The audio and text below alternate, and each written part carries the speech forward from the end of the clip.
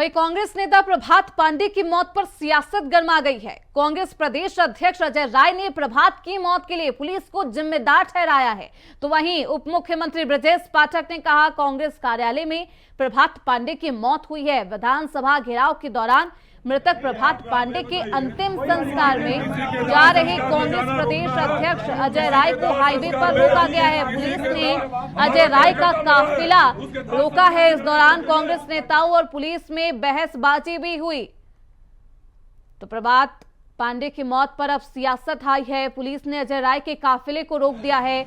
अजय राय प्रभात पांडे के अंतिम संस्कार में शामिल होने के लिए जा रहे थे। उसी दौरान उनके काफिले को पुलिस प्रशासन ने रोका है। ऐसे में कांग्रेस नेताओं और पुलिस के बीच जमकर बहसबाजी भी हुई। प्रभात की मौत के लिए पुलिस को जिम्मेदार ठहराया है अजय राय ने।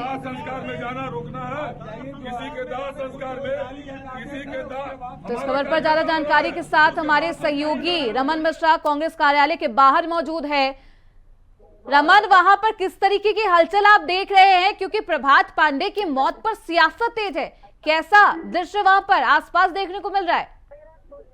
बिल्कुल श्रुति, जिस तरीके से कल कांग्रेस ने विधानसभा घेराव का कार्यक्रम किया, हालांकि और सरकार के खिलाफ एक आवाज उठाई, लेकिन कार्यक्रम के बाद में जिस तरीके से प्रभात पांडे की मौत की खबर है, इसके बाद में ही कांग्रेसियों में जो जोश था कार्यक्रम को लेकर, वो कहीं ना कहीं अब गम पर बदल गया है। आज कांग्रेस कार्यालय पर श्रद्धांजलि सभा रखी गई थी, जिसमें तमाम कांग्रेस नेता और कार्यकर्ता यहाँ पर मौजूद हैं।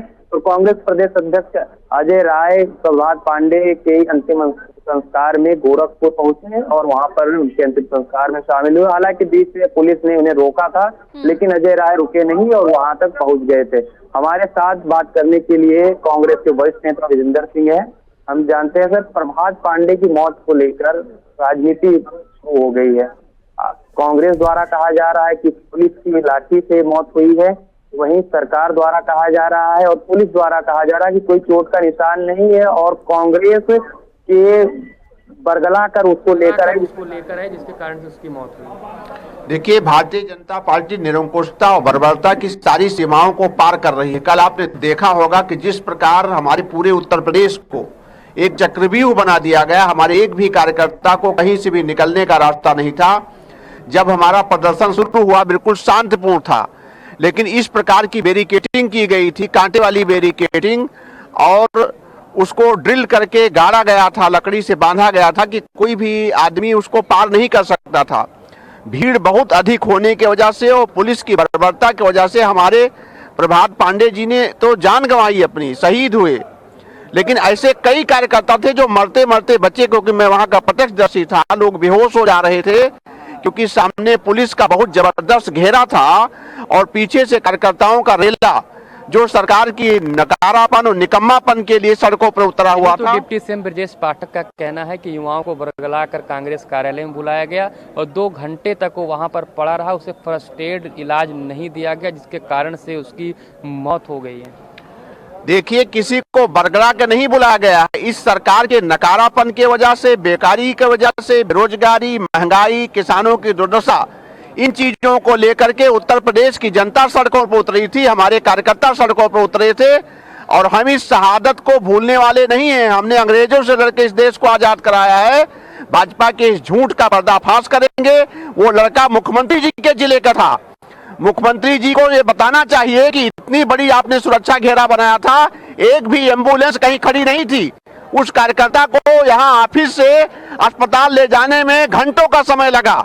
चारों तरफ से बैरिकेडिंग थी, कहीं से निकलने की जगह नहीं थी। फिर भी हमारे पार्टी के जाबाज कार्यकर्ताओं ने उसे कैसे अस्पताल पहुंचाया होगा, इस कल्पना पर आप चर्चा करिए। ये मुख्यमंत्री की बर्बरता और निरंकुशता के चलते हमारा कार्यकर्ता शहीद हुआ है।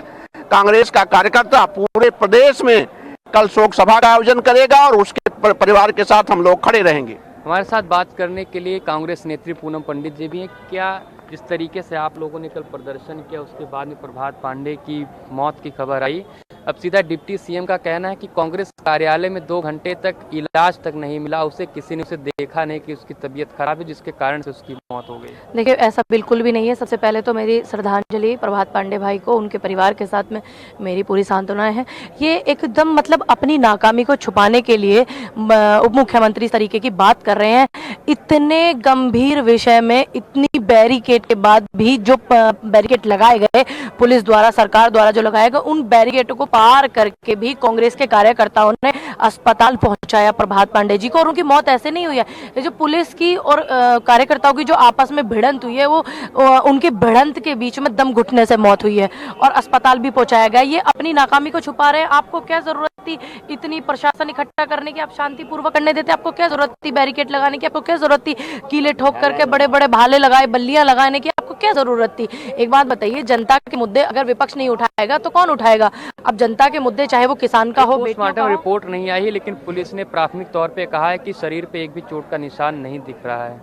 अच्छा, एक बात बताइए, अगर शरीर पे चोट का निशान नहीं दिख रहा, आपने देखा नहीं है शायद, उसके भाई को जब पुलिस से हटाया गया तो वो पुलिस के द्वारा ही उसके पैर ऊपर थे और सब नीचे की तरफ था। अभी पोस्टमार्टम रिपोर्ट नहीं आई है, वो रिपोर्ट आने के बाद में जो भी तय होगा। बाकी तो इनकी सरकार है भैया, ये अपने पे से मुकदमे हटवा देते हैं, तो पोस्टमार्टम रिपोर्ट का क्या वो करना होगा, आप सोचिए। डिप्टी सीएम का यहाँ तक कहना है कि प्रभात पांडे के चाचा ने फोन किया, उसके बाद में वो एक्टिव हुए, तब अस्पताल में उन्होंने भर्ती कराया। देखिए, अब हमारे जो अध्यक्ष हैं, उनकी प्रभात पांडे जो है उनके चाचा जी की बात हुई, और हम लोग ये सब जानते हैं कि लखनऊ के हॉस्पिटल में, और तभी के तभी जब उसकी स्थिति ज्यादा खराब हो गई तभी हॉस्पिटल में लेके गए। लेकिन हाँ, ये जरूर है कि पुलिस द्वारा बैरिकेड जो लगाए गए हैं और उन बैरिकेडों से रास्ता पार करने में हमें जो है थोड़ा समय लगा, क्योंकि पुलिस ने इस तरीके से बैरिकेड लगाया, पुलिस कहीं से जाने ही नहीं दे रही थी। तो इसमें पुलिस की गलती, सरकार की गलती है ना, कि आप जाने नहीं दे रहे। अब बताइए, प्रोटेस्ट में इतने लोग घायल हुए हैं, उनको अस्पताल में भर्ती तक नहीं कराया है। इतने लोगों को चोट लगी है, इतने लोगों के पैर हाथ पैर टूटे हैं, उनको भर्ती तक कराने के लिए हॉस्पिटल में पुलिस नहीं जाने दे रही है। सरकार का कहना है कोई दिक्कत ही नहीं है प्रदेश में, तो ये लोग प्रदर्शन क्यों कर रहे हैं? अब एक बात बताइए, अगर ये कम बड़ा विषय है, ये कम दिक्कत है कि एक प्रोटेस्ट में लड़के का दम घुट रहा है, चोट लग रही है, किसी का हाथ टूट रहा है, पैर टूट रहा है, आप उसको हॉस्पिटल नहीं जाने दे? अगर प्रदेश में दिक्कत नहीं है, 50 किलो का कट्टा 40 किलो में कर दिया, महिलाओं के बलात्कार हो रहे हैं, महिलाओं को नंगा घुमाया जा रहा है, और महिलाओं छोटी छोटी 6-6 साल की बच्चियों के बलात्कार हो रहे हैं, ये प्रदेश है, ये प्रदेश। अभी इन्हीं मुद्दों पर बात करने के लिए विपक्ष रहेगा, इन्हीं मुद्दों पर हम आप बात करेंगे। अब हमारे जो विधायक हैं, आपको पता होगा, हमारी जो है विधानमंडल की नेता है आराधना मिश्रा बोना जी, उन्होंने विधानसभा में कल बात को उठाया है, ठीक, वहां तक भी उनको सुनने नहीं दे रहे। जो विधानसभा में अध्यक्ष महोदय हैं, वो कह रहे हैं कि आप बाहर जाइए, आप बाहर जाइए, और जनता की बात रखने के लिए आप हमें बाहर क्यों भेज रहे हैं? विधानसभा तक हमारी बात, जनता की, उत्तर प्रदेश की जनता की बात नहीं पहुंचाई जा रही, तभी तो कांग्रेस कार्यकर्ताओं ने सड़क पे आने का निर्णय लिया। अब देखिए, विधानसभा और सड़क और संसद का ये मामला है, ऐसे ही सदन में हुआ है, दिल्ली की संसद में। तो आप चाहते क्या हैं? आप बेटियों की उनकी जो चीख है, आप उनको छुपा लेंगे? ये स्थिति है उत्तर प्रदेश की, और आपको सूखा ढोल पीटना है कि हम बेस्ट हैं, I am the best, I am the best. Uttar Pradesh के मुख्यमंत्री आपने श्रुति, यहाँ पर कांग्रेस नेताओं का क्या कहना? उनका साफ कहना है कि जिस तरीके से पुलिस ने बैरिकेडिंग लगाई और लाठियां चलाई, उसके चलते तमाम जो कांग्रेस नेता कार्यकर्ता हैं वो बेहोश हुए, उनके किसी का हाथ टूटा, पैर टूटा, और प्रभात पांडे को